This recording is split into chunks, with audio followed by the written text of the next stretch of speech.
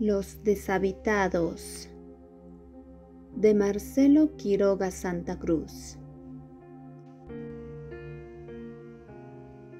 Si María se hubiese propuesto recordar el momento que decidió bañarse, habría pensado que fue cuando, al despedirse de Durkot con un buenas noches cortante, se preguntó: ¿qué haré sola en la casa? Agregaría además que sola quería decir en ese momento sola para siempre, y que inmediatamente después su cuerpo le sugirió la idea de que una sensación agradable podría disipar el malestar que sentía. Pero nada de ello era cierto. La verdad es que María resolvió bañarse porque temió la inactividad y con ella la peligrosa profundidad que alcanzan ciertos pensamientos. Mientras se desvestía, trataba de establecer hasta qué punto habría intervenido esta idea en la elección del baño. ¿No era esa pieza donde frecuentemente encontraban a los suicidas? Para responder a esta pregunta, pidió a su memoria algunos ejemplos que no llegaron.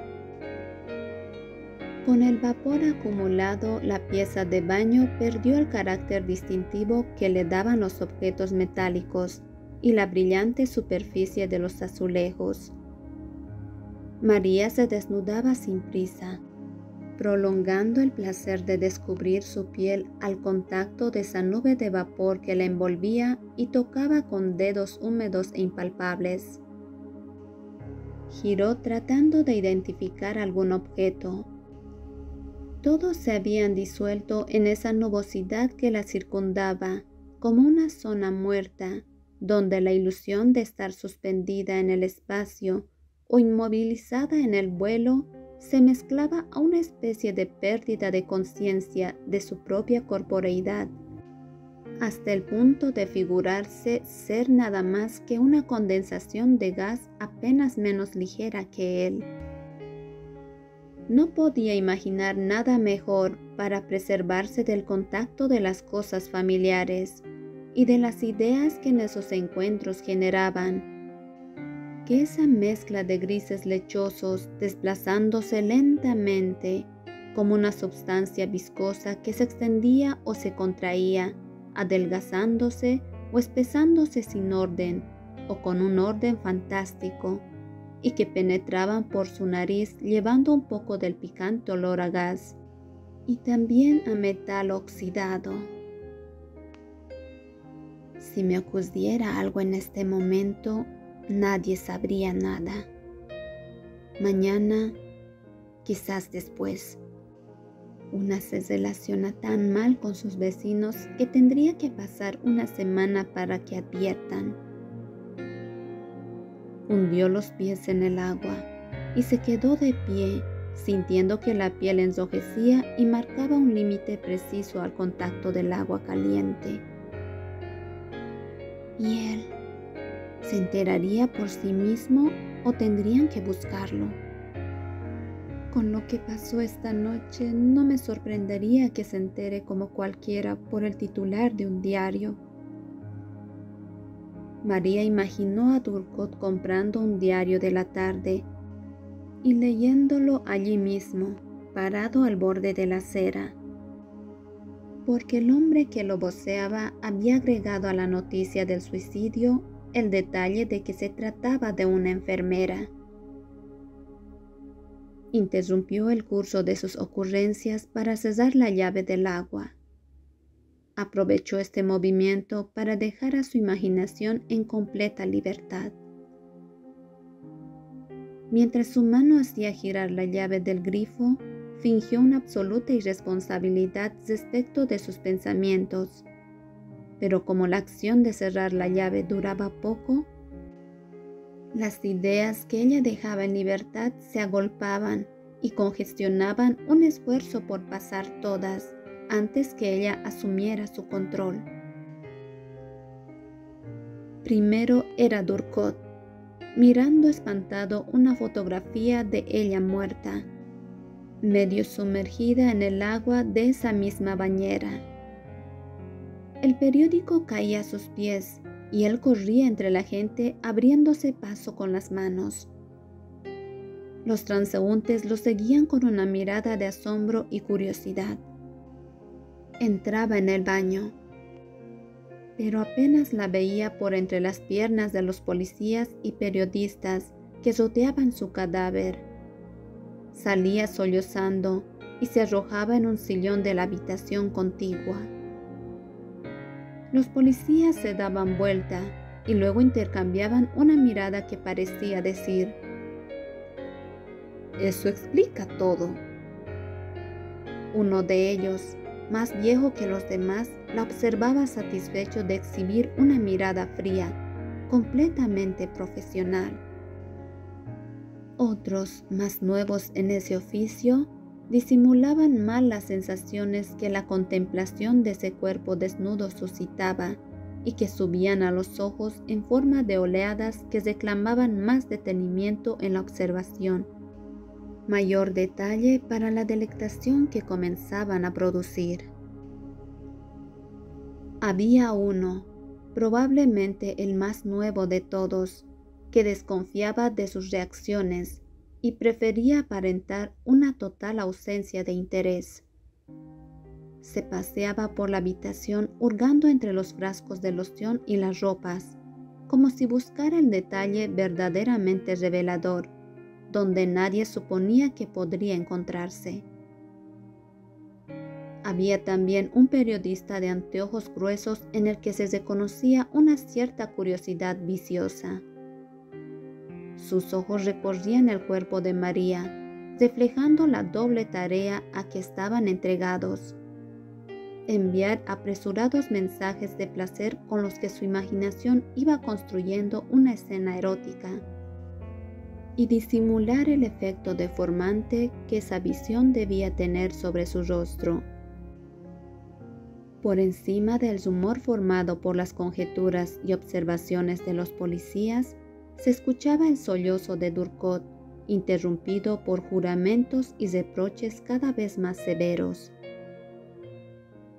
Entre los periodistas había una mujer que estiraba el cuello para mirar por encima del grupo de policías. Observaba el rostro de María y después cerraba los ojos para escuchar mejor lo que Durkot decía de ella.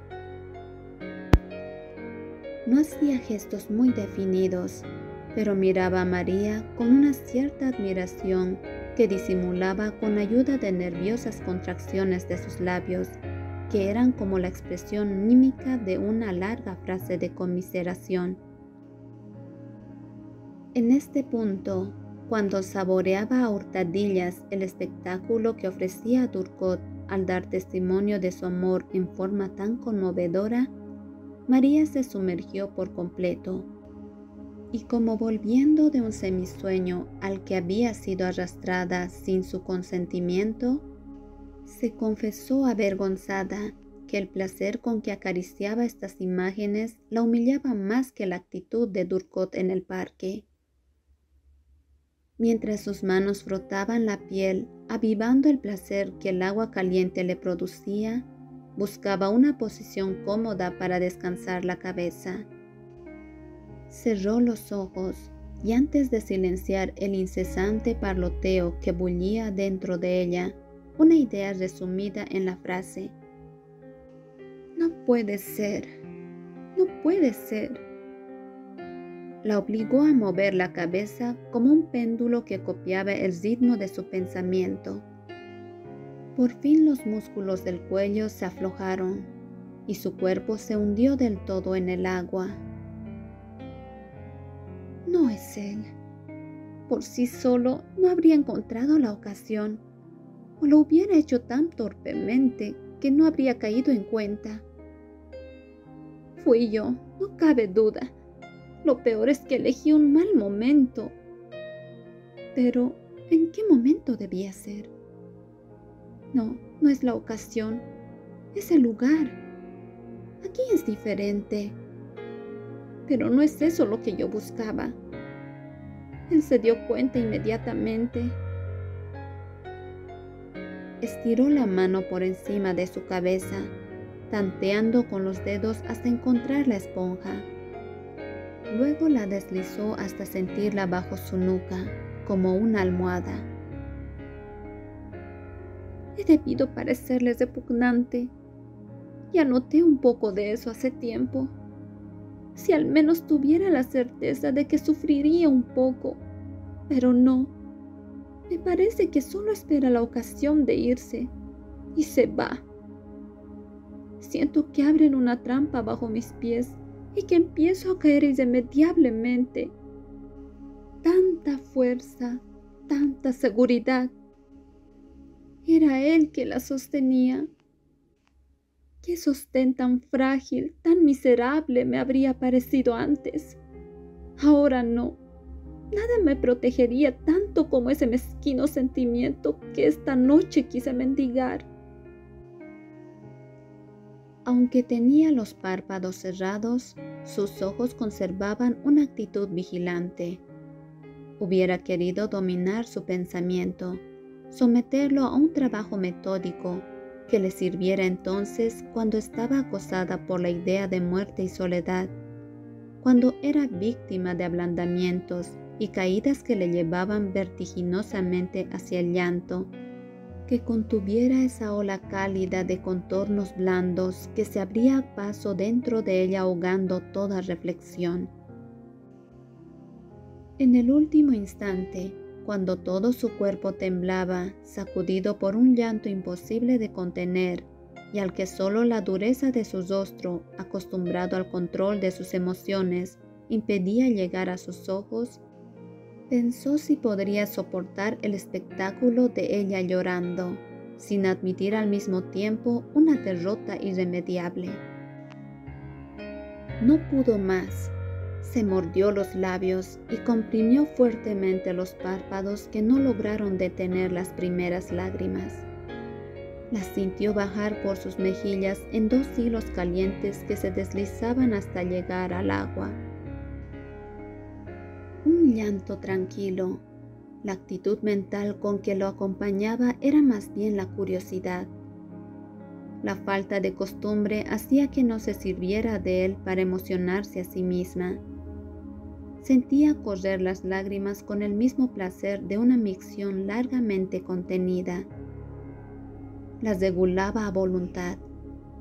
Cuando quería aumentar el caudal de su llanto, contraía los párpados y las lágrimas corrían abundantes. El agua comenzó a enfriarse.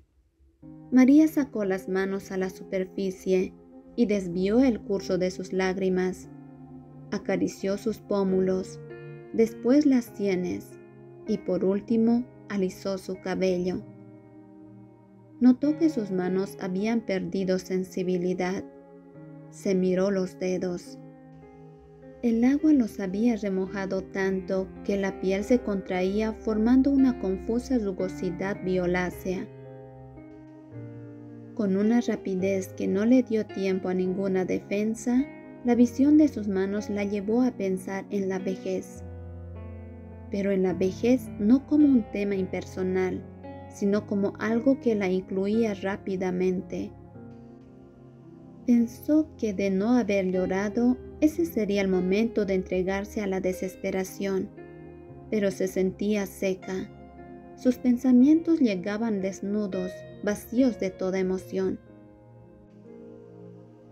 ¿No es el temor de haber entrado en la vejez y la necesidad de darme una prueba de juventud lo que me hizo hacer el ridículo en el parque? ¿Y el baño no es un pretexto para ver el grado de juventud que aún conserva mi cuerpo? A las 2 preguntas, María respondió con 2 ligeras inclinaciones de cabeza que hundieron su mentón en el agua, sin vergüenza, sin humillación, con una profunda serenidad que la reconfortaba.